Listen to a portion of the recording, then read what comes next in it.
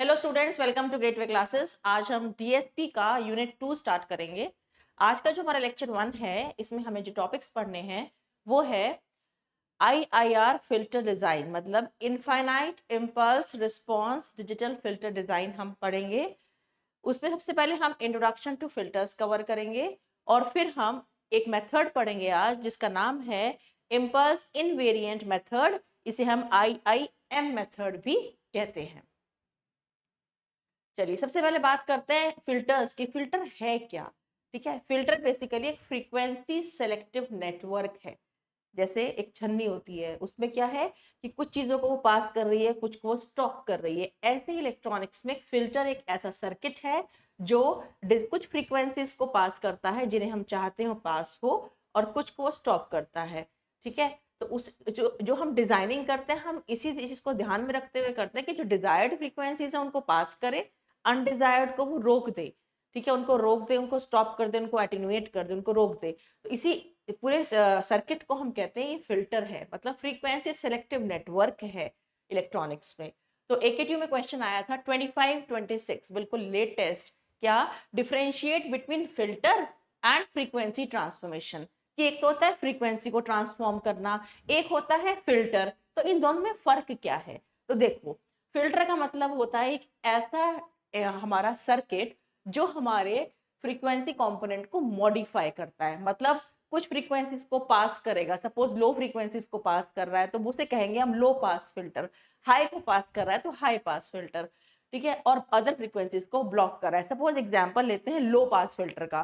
तो low pass filter low frequencies को पास करता है, हाई को ब्लॉक कर देता है।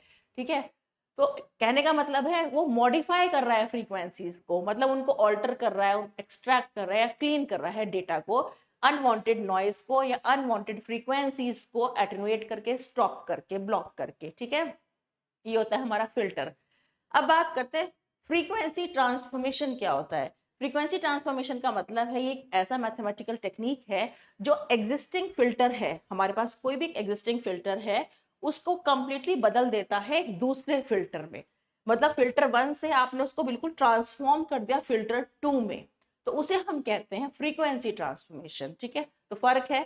ये फिल्टर क्या है? फिल्टर बेसिकली फ्रीक्वेंसीज को डिजायर्ड को पास कर रहा है, अनडिजायर्ड को ब्लॉक कर रहा है।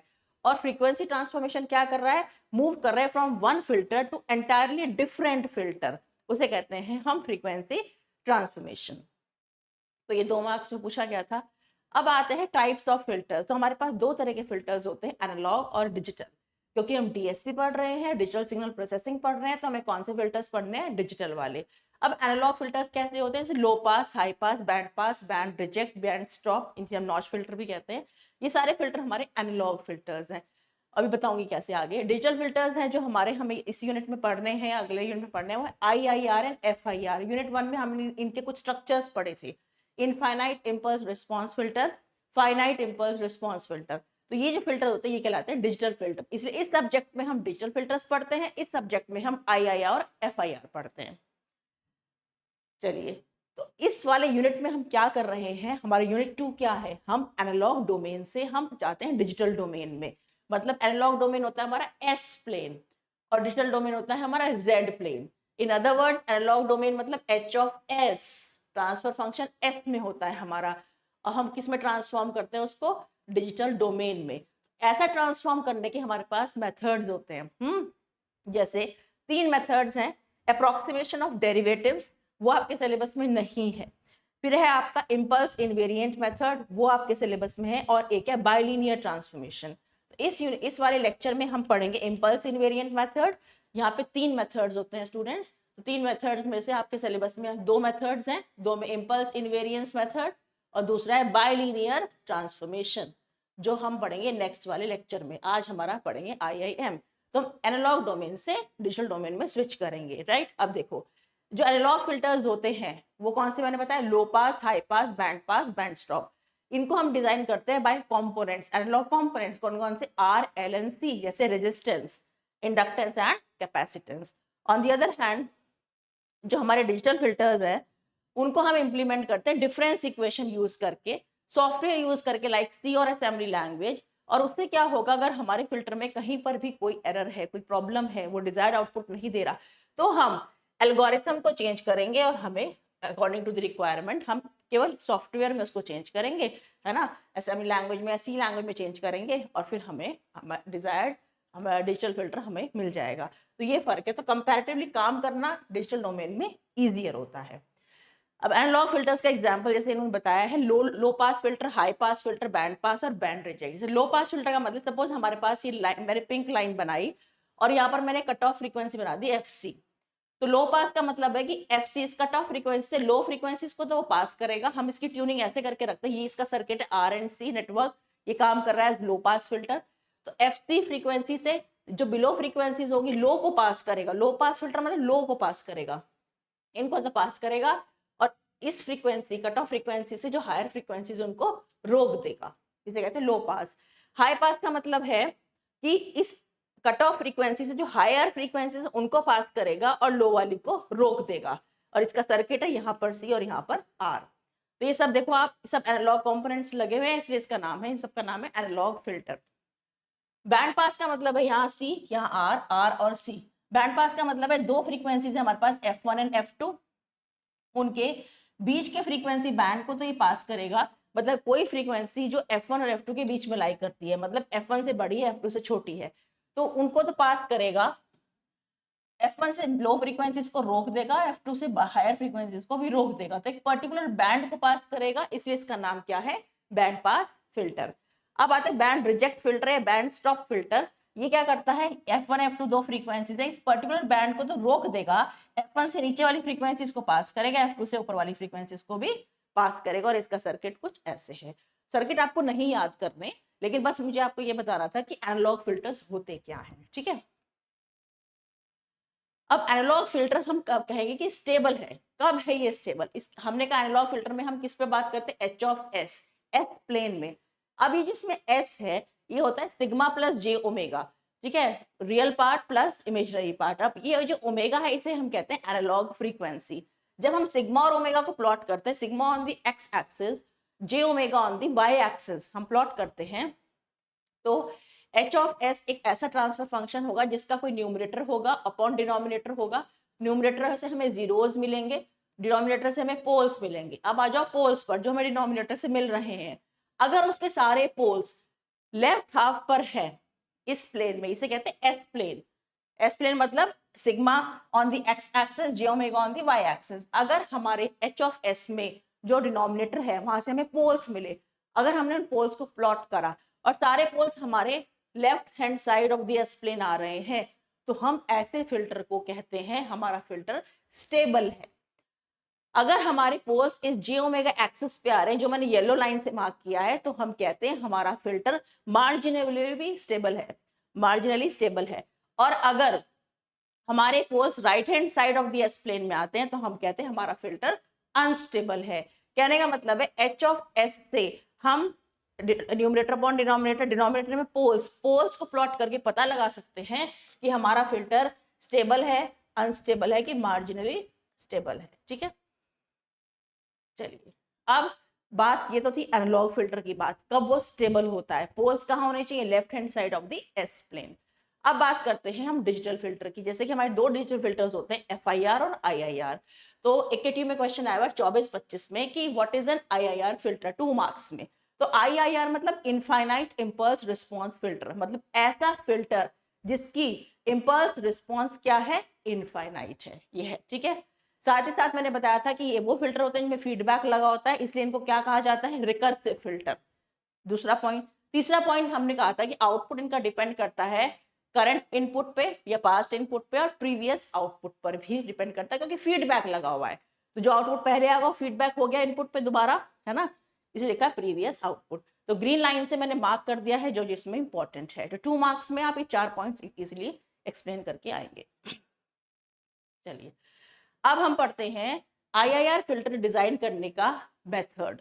तो मेथड है सबसे पहले आपका इम्पल्स इनवेरिएंट मेथड, जिसे हम कहते हैं IIM method, impulse invariant method, ठीक है। तो क्वेश्चन पेपर में AKTU में एक बार IIM भी लिखा था, तो कंफ्यूज मत होना कि IIR तो पता है, impulse infinite impulse response filter, लेकिन IIM क्या है, एक मेथड है जिसका नाम है इम्पल्स इनवेरिएंट मेथड।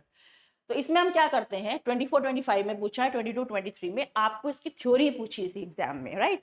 तो आप क्या बोलोगे कि आपको h ऑफ s से h ऑफ z में जाना होता है, s plane to z plane, analogue domain to digital domain. s plane में s is equal to sigma plus J omega, जो मैंने अभी बताया। ग्रीन लाइंस क्या शो कर रही है, स्टेबल हमारा फिल्टर है, एनालॉग फिल्टर स्टेबल है। येलो लाइन, अगर पोल्स येलो लाइन इस पे है जी ओमेगा एक्सिस पे, तो हमारा क्या है, मार्जिनली स्टेबल है। और अगर इधर है right hand side of the S plane है अगर हमारे पोल्स, तो हमारा फिल्टर क्या है, हमारा अनस्टेबल फिल्टर है। ये एनालॉग फिल्टर की बात है। जब हम IIR को डिजाइन करते हैं तो हमारा जो मेथड है, हमारा जो टेक्निक है, राइट, हमारी जो अप्रोच है वो क्या है, हम डिजाइन करते हैं उसको हम एनालॉग डोमेन में, और फिर हम उसको ट्रांसफॉर्म करते हैं इनटू द डिजिटल डोमेन। मतलब हम h ऑफ s में चलेंगे और उसको हम कन्वर्ट करेंगे h ऑफ z में। ऐसा करने के लिए हमारे पास दो मेथड्स हैं आपके सिलेबस में। आज का जो मेथड है वो IIM मेथड है यहाँ पे, ठीक है। अब क्या करना होता है इसमें, S plane to Z plane, ये हम मैपिंग करते हैं। इसे हम क्या बोलते हैं स्टूडेंट्स, इसे हम बोलते हैं mapping. Mapping from what to what, mapping from S plane to Z plane. This is called mapping from S plane to Z plane. आगे बढ़ते हैं, इस डायग्राम को मैं भी समझाती हूँ आपको। चलिए, तो mapping from S plane to Z plane 22-23 में पूछा है AKTU ने। इसका मतलब है एच ऑफ एस से एच ऑफ जेड में जाना।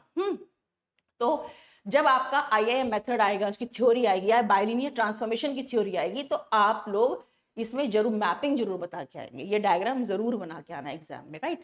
तो ये आपका ये वाला प्लेन है। अब हम कहते हैं जब हम मैपिंग कर रहे हैं किसकी, पोल्स की, from analogue domain to digital domain, तो होना क्या चाहिए, होना ये चाहिए कि जो येलो वाली जे ओमेगा एक्सिस है वो हमारी मैप हो जानी चाहिए यूनिट सर्कल। यूनिट सर्कल का मतलब क्या होता है, जिसका रेडियस है हमारा 1, एक unit circle in the Z plane. हमने एक व्हाइट वाला सर्कल बनाया, तो जो ये जे ओमेगा एक्सिस है, ये वाली axis, this should map on the circumference of this circle.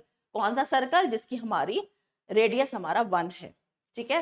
तो ये कुछ कंडीशंस हैं, थ्योरेटिकल कंडीशंस हैं जो आपको लिख के आनी है। क्या, कि j omega axis in the s plane, ये येलो वाली लाइन यहाँ मैप हो जाना चाहिए ऑन टू मतलब यूनिट सर्कल के ऊपर, the unit circle in the Z plane, मतलब यूनिट सर्कल की बाउंड्री पर। ये येलो लाइन अब देखो यहाँ आ गई, ठीक है, पहले पॉइंट। दूसरा पॉइंट है left half of the S plane, कौन सी, ग्रीन वाली लाइंस, ये कहाँ मैप हो जानी चाहिए, inside the unit circle, circle के इनसाइड। देखो ग्रीन लाइन सारी सर्कल के इनसाइड मैप हो गई है, ठीक है, ओके। अगर ऐसा हो गया है, ये दोनों चीज हो गई है, दोनों कंडीशन हो गई, तो हम कहते हैं कि हमने एक स्टेबल एनालॉग फिल्टर को कन्वर्ट कर दिया स्टेबल डिजिटल फिल्टर में। तो मैपिंग का ये मतलब है, ठीक है।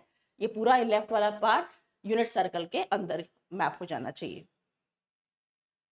अब ये जो हमारा इम्पल्स इनवेरिएंट मेथड है, IIM मेथड है स्टूडेंट्स, इसके हमारे पास जो है 4 फॉर्मूले होते हैं। सारे न्यूमेरिकल इन 4 फॉर्मूले से हो जाते हैं। एग्जाम में न्यूमेरिकल आएगा, उसमें फिर लिखा होगा IIM से करना है। आपको वो न्यूमेरिकल पहचानना है कि वो इन चारों में से किस फॉर्म में गिवन है, ठीक है। जैसे 1/s माइनस PI मतलब पोल, सपोज 1/s-2, ठीक है। तो PI की वैल्यू 2 हो गई।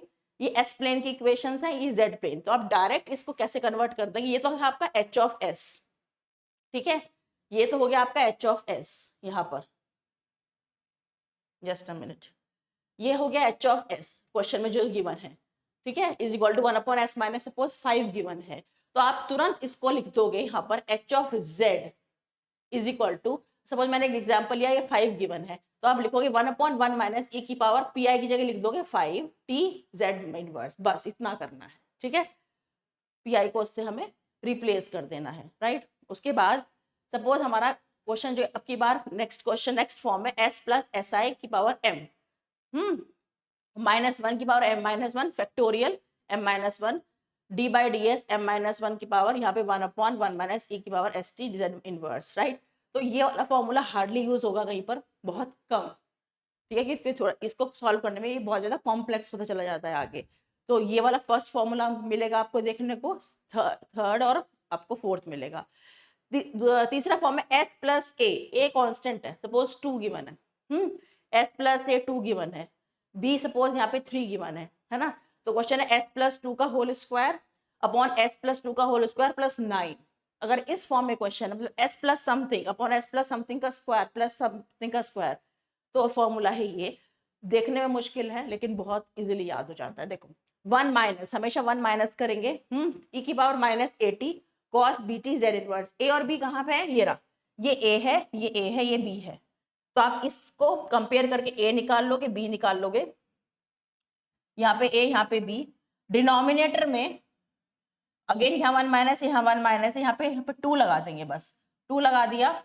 सेम चीज ऐसी, यहाँ से यहाँ तक देखो बिल्कुल सेम है ये चीज, बस यहाँ पे आपको 2 लगा देना है, प्लस e की पावर -2, यहाँ से cos bt हटा देना है, z की पावर -2 कर देना है, बस ध्यान रखना, z की पावर -1, z की पावर -1, z की पावर -2, ठीक है। और बाकी सेम, यहाँ पे cos है, यहाँ पे cos है, यहाँ से cos हट जाएगा। ये है फॉर्मूला इसका, ठीक। नेक्स्ट है, ये थर्ड वाला फॉर्मूला बहुत ज्यादा यूज होता है, थर्ड एंड फोर्थ ये बहुत ज्यादा यूज होंगे, थर्ड भी एंड फोर्थ भी। अब थर्ड और फोर्थ में डिफरेंस क्या है, अगर s प्लस ए ऊपर नीचे है तो थर्ड लगेगा, अगर ऊपर नीचे है b और यहाँ पर b तो फोर्थ लगेगा, ठीक है, ये फर्क है। अब फॉर्मूला बस आप थर्ड का याद करेंगे तो आपको फोर्थ वाला आसानी से याद हो जाएगा। थर्ड का याद करेंगे, फोर्थ वाला क्या है, देखो थर्ड और फोर्थ में क्या डिफरेंस है, 1 माइनस है ऊपर, इसको नहीं करना, इसे नहीं करेंगे नीचे, साथ ही साथ जहां पर यहाँ कॉस है वहां पे यहाँ पे क्या आ गया, साइन, बस रेस्ट डिनोमिनेटर दोनों का सेम है, ठीक है, डिनोमिनेटर दोनों फॉर्मूले का सेम है, बस यहाँ पर 1 माइनस नहीं करना और कॉस की जगह साइन कर देना है। तो ये 4 फॉर्मूले हैं, आपको याद रखने हैं। जनरली जो यूज होते हैं फर्स्ट वाला, third and fourth, third and fourth तो मोस्टली यूज होते ही होते हैं, तो ये आपको ऐसे करने हैं, ठीक है। चलिए क्वेश्चन देखते हैं फटाफट। आपको करना है कन्वर्ट द एनालॉग फिल्टर, देखो ये h ऑफ s में गिवन है, एनालॉग फिल्टर है, इसको कन्वर्ट करना है डिजिटल फिल्टर में, लेकिन मेथड क्वेश्चन में जो गिवन होगा उसी से करना है, जैसे यहाँ पे लिखा है बाय इम्पल्स इनवेरिएंस मेथड, 23-24 में क्वेश्चन आया था। सबसे पहले आप इसको कंपेयर करोगे अपने स्टैंडर्ड फॉर्मूले से, s plus something, s plus something का स्क्वायर प्लस समथिंग, कौन सा फॉर्मूला है, फॉर्मूला नंबर 3। तो मैंने मार्क कर दिया 1 2 3 4 और फटाफट मैं फॉर्मूले लगाती चली जाऊंगी। तो ये फॉर्मूला नंबर 3 हो गया, फॉर्मूला 3 यहाँ पे लिख दिया, कंपेयर किया तो a क्या आ गया स्टूडेंट्स, यहाँ से a आ गया 0.1 और b क्या आ गया, ये b स्क्वायर होता है, देखो ध्यान से, ये b स्क्वायर है, तो b कितना आ गया, b आ गया आपका 3, ठीक है। बस अब इन्हें उठा लेंगे और यहाँ पर जहां जहां a है, देखो जहां जहां b है, a है, b a है, ठीक है, यहाँ पर हम ये सब्स्टिट्यूशन कर देंगे और b है, तो 5 जगह हम a और b की वैल्यू पुट कर देंगे। अब ऐसा करने से आपको कैपिटल T की जरूरत पड़ेगी, ठीक है। तो कैपिटल T क्वेश्चन में कहीं पर भी गिवन नहीं गया, टाइम पीरियड कहीं पर गिवन नहीं है, तो जब भी गिवन ना हो तो आप उसको 1 सेकेंड लें और आंसर निकाल दें। आप लिखोगे let t is equal to 1 second, या अगर t गिवन है या t किसी और फॉर्म में है, अभी क्वेश्चन कराऊंगी, तो आपको t वही लेना है जो क्वेश्चन में गिवन है, और अगर t नहीं गिवन है तो आप उसको 1 सेकेंड एज्यूम करेंगे। तो आपने पहले कंपेयर किया इसको नॉर्मल फॉर्मूले से, फॉर्मूला 3 यहाँ पे लग गया, उसके बाद a और b निकाल लिए, a और b यहाँ पे पुट कर देना है 5 जगह, तो a पुट कर दिया आपने 0.1 येलो से मैंने मार्क कर दिया, और यहाँ पे था e की पावर -2a, तो यहाँ पे हो गया -0.2t cos 3t, है ना, cos bt था ना यहाँ पे, cos ये b कितना था 3, तो cos 3t आ जाएगा, cos 3t, yes cos 3t और cos 3t, ठीक है। अब उसके बाद नेक्स्ट स्टेप है let t is equal to 1 second, because t is not given in the question, तो t आपने 1 ले लिया, तो यहाँ पे क्या 0.1, यहाँ गया cos 3, ये आ गया ये चीज, ठीक है। अब e की पावर -0.1 निकालना है, ठीक है। तो एग्जाम में कैलकुलेटर से हम कैसे निकालते हैं, आप e की पावर -0.1 को शिफ्ट दबाएंगे कैलकुलेटर में, देन ln दबाएंगे और देन लिखेंगे -0.1, तो आप कैलकुलेटर लेंगे, ठीक है, ऑन किया, लेफ्ट में आपने शिफ्ट दबाया, फिर ln प्रेस किया राइट में, और उसके बाद ये जो वैल्यू -0.1, तो आप माइनस साइन भी लगाएंगे और लिखेंगे 0.1 इक्वल टू करेंगे तो 0.9048 वैल्यू आ गई इसकी, ठीक है, ऐसे आ जाता है। e की पावर -0.2 अगर शिफ्ट ln -0.2 ये वैल्यू आ गई, तो आपने e की पावर -0.1 -0.2 की वैल्यू कैलकुलेटर से निकालनी है स्टूडेंट्स, राइट। अब cos 3 आप डायरेक्ट कैलकुलेटर से लिखेंगे, cos 3 निकालेंगे तो 0.99 ये वैल्यू भी पुट कर दी आपने यहाँ पे, ठीक है। तो जो मैंने सर्कल करे ये वैल्यू पुट करी, ऐसा करने से यहाँ पे एक चीज आ गई, इसको कैलकुलेटर से सॉल्व किया, इसको कैलकुलेटर से सॉल्व किया और ये आपका आंसर z इनवर्स z की पावर -2 में आपका आंसर आ गया है। ठीक है, तो एस प्लेन से क्वेश्चन किस में था, क्वेश्चन एस में था। आप क्वेश्चन का आंसर किस में आया है, z में, z की पावर -1 z की पावर -2 में। Question 1 is done. Next is question number 2। अब है अगेन एनालॉग फिल्टर गिवन है, convert this filter to digital filter. Question समझ में आ रहा है कैसे गिवन होगा, इम्पल्स इनवेरिएंट टेक्निक। अब इसमें 1/s प्लस 0.1 का स्क्वायर प्लस 9। तो अगर आप इसकी फॉर्म देखो तो यहाँ पर ये जो फॉर्म है वो है b अपॉन कौन सा फॉर्मूला, फोर्थ फॉर्मूला। अब मैं फोर्थ फॉर्मूले बेस्ड करा रही हूँ क्वेश्चन। ठीक है, फोर्थ फॉर्मूला है हमारा b अपॉन एस प्लस ए का whole square plus B square. अब a क्या आ गया 0.1। अब b कैसे निकाले, अब b जो होता है स्टूडेंट्स हमेशा डिनोमिनेटर से निकलता है, तो ये क्या है, ये है बी स्क्वायर, हमेशा यहाँ लिखो बी स्क्वायर। ठीक है, अगर ये बी स्क्वायर है तो b कितना आ गया, b आ गया आपका 3, तो b 3 आ गया। ठीक है, तो यहाँ पर भी तो 3 होना चाहिए था ऊपर, यहाँ पे तो 3 नहीं है, तो ऊपर 3 कैसे बनाए, ऊपर 3 बनाने के लिए आप क्या करो 1/3 कर दो यहाँ पे। ठीक है, और यहाँ पे हो जाएगा ये 3। ठीक है, 1/3 और यहाँ पे कर दिया 3। जस्ट अ मिनट, इसको यहाँ पे आप चेंज करेंगे, दिस शुड बी 3 क्योंकि हम 1/3 से इसको मल्टीप्लाई कर रहे हैं, तो यहाँ पे आ जाएगा ये 3। अब सही है। ठीक है, तो हमने क्या करा, हमें ये बी स्क्वायर है मतलब b हमारे यहाँ पे 3 होना चाहिए, तो हम ये वाला फॉर्मूला तभी लगा सकते हैं, ये वाला फॉर्मूला जब ऊपर भी b हो, मतलब ऊपर भी 3 हो। ऊपर 3 बनाने के लिए हमें यहाँ 1/3 करना पड़ेगा। ठीक है, उसके बाद अब ये जो मैंने ब्लू से मार्क किया है ये इस फॉर्म में बन गया है ना, b अपॉन एस प्लस ए का होल स्क्वायर प्लस ए क्या है 0.1, b है 3, तो इतने ब्लू वाले पार्ट के लिए हम ये फॉर्मूला लगा देंगे और 1/3 साथ साथ चलेगा। ठीक है, अब ये फॉर्मूला लगाना है, तो यहाँ पर a की जगह पुट कर देंगे क्या 0.1, b की जगह पुट कर देंगे 3, a की जगह 0.1, b की जगह 3 और यहाँ पे a की जगह 0.1। 5 सब्स्टिट्यूशन हमें करने होते हैं, मैंने अभी आपको बताया, तो हम सब्स्टिट्यूशन करेंगे और 1/3 एज इट इज चलेगा। ठीक, तो 1/3 एज इट इज यहाँ चल रहा है, देखो ध्यान से। ठीक, तो आपने सब्स्टिट्यूशन कर दिए, ये वैल्यू आ गई यहाँ पे देखो, ये बिल्कुल सेम जैसे हम कर रहे थे पहले, 5 सब्स्टिट्यूशन हमने कर दिए। अब क्या करें, टी को अगेन 1 सेकंड पुट करें क्योंकि it is not given in the question. T को पुट करा, फिर ये वैल्यूज वैसे ही कैलकुलेट करी, साइन 3 निकाला और कॉस 3 निकाला। ठीक है, क्योंकि फोर्थ फॉर्मूला है तो ऊपर क्या होता था, साइन, यही तो था, यहाँ पे साइन होता था है ना, थर्ड वाले में दोनों में कॉस होता है, तो यहाँ पे हमने साइन वाला फॉर्मूला लगाया। अब साइन 3 कॉस 3 की वैल्यू कैलकुलेटर से निकाली, ई की वैल्यू -0.1 -2 हमने शिफ्ट एल करके निकाली, इसको हमने कैलकुलेट किया, ये इसका आंसर है। कैलकुलेशन बिल्कुल सही है, मैंने खुद किए हैं क्वेश्चन, तो आप इसको इस पर रिलाई कर सकते हो। चलिए नेक्स्ट क्वेश्चन देखते हैं, क्वेश्चन नंबर 3। अब क्या क्वेश्चन है 1/s+1 s+2, ये तो कोई फॉर्म हमारी है ही नहीं, तो अब इसको कैसे करें, और करना भी इम्पल्स इनवेरिएंट टेक्निक से। एज्यूम t = 1 सेकंड, ऐसे लिखा होता है, अगर नहीं भी लिखा है, if t is not given you have to assume it as t = 1 second.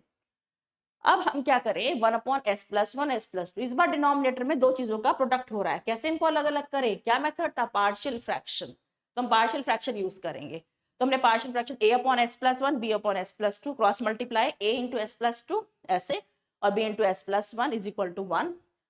तो यहाँ से हमने कोफिशिएंट कंपेयर किए, s के a + b कितना आ गया 0, उधर s का कोई कोफिशिएंट नहीं है, और 2a + b = 1। ठीक है, तो यहाँ से एक बात तो पता चल गई, a = -b, सही बात है, a = -b को यहाँ पुट कर दो, तो क्या आ जाएगा -2b + b = 1। ठीक है, उससे b कितना आ गया -1, अगर b 1 है -1 है तो a कितना आ गया 1, बिकॉज a = -b। अब a और b की वैल्यू पुट कर दो, a/1/s+1 और b/s+2, यहाँ प्लस होता है तो यहाँ पे हो जाएगा माइनस, क्योंकि b की वैल्यू -1 है। अब इसमें फॉर्मूला नंबर 1 लगा दो। फॉर्मूला 1 क्या था, 1/s - pi = ये वैल्यू, pi क्या है यहाँ पे, pi की वैल्यू होगी -1। ठीक है, यहाँ पे pi की वैल्यू कितनी हो गई -2। ठीक है, यस, तो pi की वैल्यू होगी -1, यहाँ पे pi की वैल्यू होगी -2, क्योंकि होता है s - pi और ये है s+1, तो pi कितना हो गया -1 और -2, तो यहाँ पे एक बार -1 और एक बार -2, तो एक बार -1 पुट किया, एक बार -2 पुट किया। ठीक है, फॉर्मूले में बीच का माइनस एज इट इज चलता रहा। आपने इसका एलसीएम लिया, फिर t is equal to 1 second put कर दिया, ये आ गया। तो ये इसको फिर फर्दर सॉल्व किया, e की पावर -1 -2 -1 -2 हमने -3 कैलकुलेटर से निकाला और हमने इसकी वैल्यू यहाँ पुट कर दी। तो ये पूरा का पूरा z की पावर -1 -2 में चला गया। चलिए फोर्थ क्वेश्चन है, हमें कन्वर्ट करना है again analogue filter to digital filter. बिल्कुल करेक्ट, 36 अपॉन s प्लस 0.1 का स्क्वायर प्लस 36। ठीक है, अब इन्होंने कहा कि फिल्टर की एक रेजोनेंट फ्रीक्वेंसी है omega R is equal to 0.2 pi. ये क्यों गिवन है स्टूडेंट्स? ये गिवन है कि आपको टी एज्यूम नहीं करना, इस बार टी हम आपको दे रहे हैं। ठीक है, और यूज इम्पल्स इनवेरिएंट मैपिंग या इम्पल्स इनवेरिएंट ट्रांसफॉर्मेशन, है ना, इसे ये भी कहते हैं IIM, इम्पल्स इनवेरिएंट मेथड भी कहते हैं, मैपिंग भी कहते हैं। अब इसका क्या यूज है मैं आगे बताऊंगी कि यहाँ से टी निकलता है, बस इतना ध्यान रखना। अब यहाँ जाओ, 36 अपॉन दिस आ गया। अब ये किस फॉर्म में है? ये फॉर्म में है ये b अपॉन एस प्लस ए का स्क्वायर प्लस बी स्क्वायर। तो बी स्क्वायर मतलब यहाँ से पता चल रहा है कि b हमारा 6 है, पर यहाँ तो 36 है, ऊपर भी तो 6 होना चाहिए। तो क्यों ना 36 को 6 इंटू 6 लिख लें और एक 6 इसके साथ ले लें। ये ले लिया, तो ये 6 जो है पिंक से मार्क किया है, यहाँ पे हम लगा देंगे फॉर्मूला और 6 इंटू वो हमारा साथ साथ चलेगा। जैसे प्रीवियस क्वेश्चन में 1/3 चला था, ऐसे यहाँ पर 6 चलेगा। और इस वाले में साइन ऊपर होता है, कॉस यहाँ पे होता है। ए की वैल्यू कितनी हो गई? ए की वैल्यू होगी 0.1, तो यहाँ पर 0.1 पुट कर देंगे, 0.1 0.1। ठीक है, बी की वैल्यू 6 है, यहाँ पे 6, यहाँ पे 6 और यहाँ पे 6, दो जगह 6, 5 सब्स्टिट्यूशन हमें करने होते हैं, फिर ओनली 5 करें और यहाँ पे 6 हमारा साथ साथ चलेगा, ये वाला 6 हमारा साथ चलेगा। ठीक है, तो हमने 6 यहाँ लिखा, ये वैल्यूज यहाँ पुट कर दी। राइट, अगेन अब हमें टी नहीं पता, तो टी को 1 सेकेंड नहीं लेंगे क्योंकि इसमें कोई कंडीशन गिवन है। कंडीशन गिवन है omega T is equal to 0.2 pi. Just a minute, ये रहा omega R is equal to 0.2 pi या omega T is equal to 0.2 pi, है ना, या ओमेगा आर मान लो इसको, कोई बात नहीं, इज इक्वल टू 0.2 पाई। जो ओमेगा होता है इसकी वैल्यू ये वाला ओमेगा इंटू टी, तो इसकी वैल्यू है 0.2 पाई, लिख दिया। ये जो है, ये जो ओमेगा है इसकी वैल्यू यहाँ पर जो हमारा ये बी होता है, देखो ध्यान से, ये बी होता है ना, तो बेसिकली यहाँ होता है क्या, ये होता है ये वाला ओमेगा का स्क्वायर। तो वही बी है, वही ओप का ओमेगा है, तो ये इसकी वैल्यू कितनी होगी? 6। ठीक है, मैं लिखा है यहाँ पे वही 6 है, तो ये 6 आ गया, तो टी की वैल्यू आ गई। अब ये टी की वैल्यू हम यहाँ पुट करेंगे, यहाँ पे जितनी जगह ये टी है उतनी जगह हम इस टी को पुट कर देंगे। तो हमने यहाँ पे ये चीज थी, हमने यहाँ पे पुट करा है, करेंगे अब इस टी को यहाँ पे 5 जगह हमने पुट करा, कैलकुलेट किया, ये कुछ नंबर्स आ गए, कैलकुलेटर से सॉल्व किया और ये हमारा फाइनल आंसर आ गया। और स्टूडेंट्स ये जो 6 है हमारा एज इट इज चलता रहा। ठीक है, यहाँ पे हम इसको ऐसे लिख देंगे। चलिए आज का लास्ट क्वेश्चन, हमें एच ऑफ जेड निकालना है यूजिंग इम्पल्स इनवेरिएंट टेक्निक और इस सिस्टम के लिए। अब इसमें ऐसा कुछ गिवन है, अगेन हमारा जो डिनोमिनेटर है वो दो क्या है, फैक्टर्स, दो के प्रोडक्ट है। तो अगेन हमें पता चल रहा है कि हमें क्या यूज करना है, हमें यूज करना है पार्शियल फ्रैक्शन, लेकिन यहाँ पर क्वाड्रेटिक है।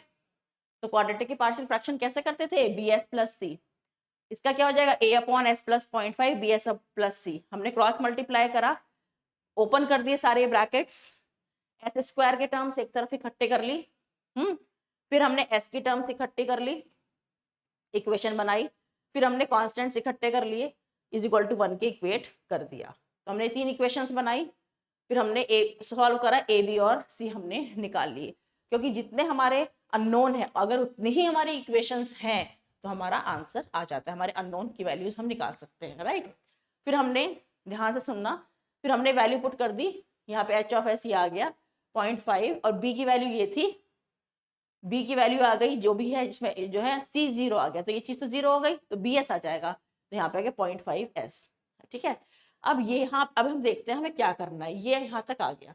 अब हमें देखना है हमें अपनी कोई फॉर्म लगानी है क्या, हमें कोई फॉर्म लगानी है, लेकिन फॉर्म लगाने से पहले हम इसको रीअरेंज करेंगे तभी हम फॉर्म लगा पाएंगे।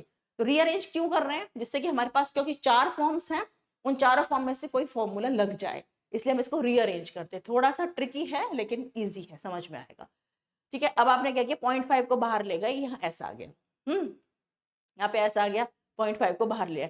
नेक्स्ट स्टेप में आपको चाहिए एस प्लस 0.5 का होल स्क्वायर, आपको ऊपर भी एस प्लस 0.5 चाहिए फॉर्म बनाने के लिए, तो आपने ऊपर 0.5 प्लस कर दिया और 0.25 प्लस कर दिया, 0.25 माइनस कर दिया। ठीक है, इसको इधर ले गए और इसको अलग कर लिया।